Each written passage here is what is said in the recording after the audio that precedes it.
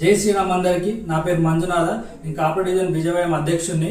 నిన్న జరిగిన సంఘటన గురించి మాట్లాడడానికి వచ్చిన. నిన్న గట్కేశ్వర దగ్గర బజరంగల్ మన సోదరునికి తుపాకీతో కాల్చడం జరిగింది. ఆయన నిన్న చికిత్స పొందుతున్న యశోద హాస్పిటల్లో ఇబ్రాహిం అని ఒక వ్యక్తి కాల్చడం జరిగింది. ఆల్రెడీ ఒక 4 సార్లు ఆయన పట్టించాడంట. ఎప్పుడైతే కాంగ్రెస్ గవర్నమెంట్ వచ్చిందో అప్పటి నుంచి వాళ్ళ సపోర్ట్ తీసుకొని ఎంఐఎం కోర్టులో సపోర్ట్ తీసుకొని ఈ కొడుకులు ఇష్టం వచ్చినట్టు రెచ్చిపోతున్నారు.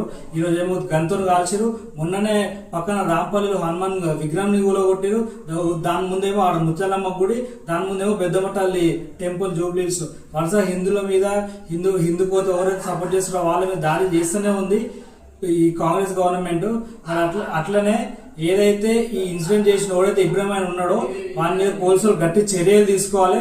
గట్టి చర్యలు తీసుకొని మనం గట్టిగా శిక్షించాలి.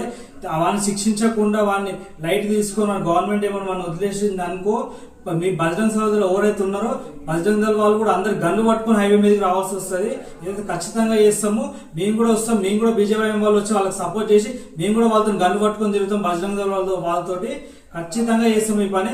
వాడు ఎవడైతే ఉన్నాడో ఇబ్రాహిం గారు వాడిని పట్టుకోవాలి. ఆ కొడుకులను పట్టుకోవాలి. ఆ కొడుకులకు భయం అంటే ఎంత చూపించాలి. వీలైతే ఆ కొడుకులకు గురి తీసినట్టని చూడాలి. ఈ కొడుకులు మొత్తం ఆ ఎంఐఎం కొడుకులను చూసుకొని ఎగురుతూ ఉంటారు. ఆ కొడుకులు ఇష్టం వచ్చినట్టు చేస్తూ ఉంటారు. ఈ పార్టీ వచ్చినప్పటికే లా అండ్ ఆర్డర్ మొత్తం తప్పుతా ఉంది. జై శ్రీరామ్.